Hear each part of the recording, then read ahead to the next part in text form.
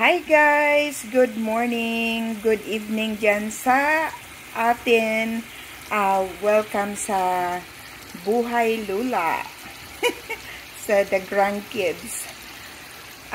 Ngayon, nagluluto ako ng chacros. Yung chacros na ninuluto mo ng luhay sa magkakrakpat ako.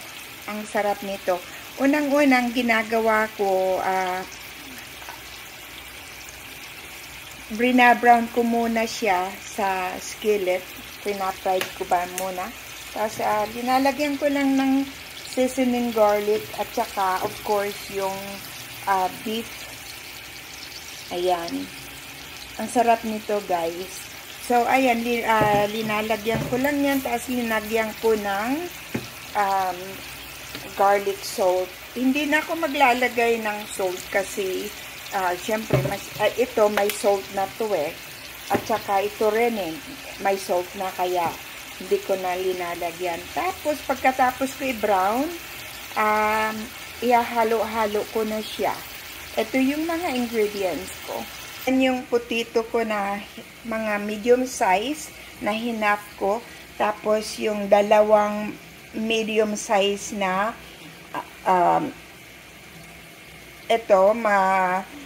sibuyas. Ganito ang hiwa ko kasi all day yan kasi pag hiniwa mo siya ng maliliit, maluluto ka agad. Tapos naman syempre ganun din yung carrots at saka yung malalaking hiwa na celery. At syempre ang pinaka-tubig ko yung beef bouillon. Linagyan ko siya ng, itinunaw ko na yung dalawang beef bouillon teaspoon. Ayan. Ilalagay natin siya sa crockpot pag nandyan lahat. So, ayaw ko magpakita sa inyo kasi hindi ako nakapostura. Ay, nako si Lola. Tingnan ko nga yung natin, brina-brown natin na sarap nito guys. Ko lang siya.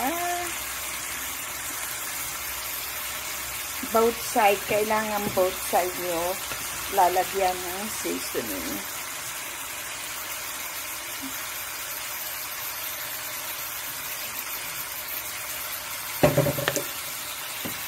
Ayan. So guys, ayan, linagay ko na yung beef chacros ko at ayan, paghahalo-haluin na natin.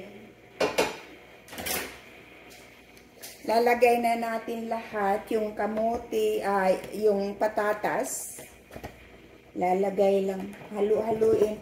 Inalagay ko yung mga vegetables sa taas kasi guys, para hindi siya maluto ng talagang lutong-luto.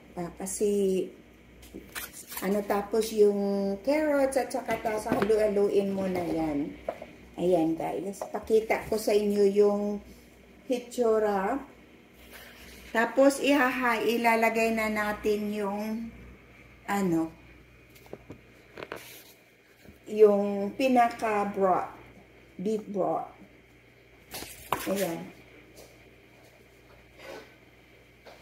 Pagkatapos nyo i-brown yung beef, i-pour nyo tong beef bouillon para hindi siya ito, ipupur ko dito para ayan. Ayan ang sarap na sabaw lang. Ayan guys, ayan ang hitsura. Una, bago natin takpan siya, linisan lang natin all around para hindi naman, So, ayan. Tapos tatakpan lang natin. Tapos ilagay natin sa low. So, ayan guys. Pwede mo yan, sa low lang siya. Ayan Tapos, all day, o kaya naman, pwede mo rin gawin gabi, lutuin yan all night. All night, maluluto yan. So, ayan yan ang ginagawa ko. So, ayan. See? At, ayan din ako, oh. Nakikita nyo ako. Ang sexy ni Lola, oh. Ayan, oh. Ayan, oh. Diba? Chubby-dabby. So, ayan, everyone. All day yan, loto natin. So, for now, magre-relax muna ang Lola ninyo. Nako guys, welcome back sa channel ni Lola. Ito na yung chakros ko na pinakpat ko all day. Ay nako, ang sarap mga kalula. Ito na, tikman natin Ang sarap talaga. Very tender.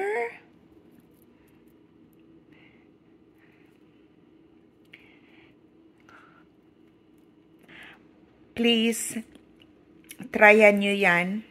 Ang super sarap talaga.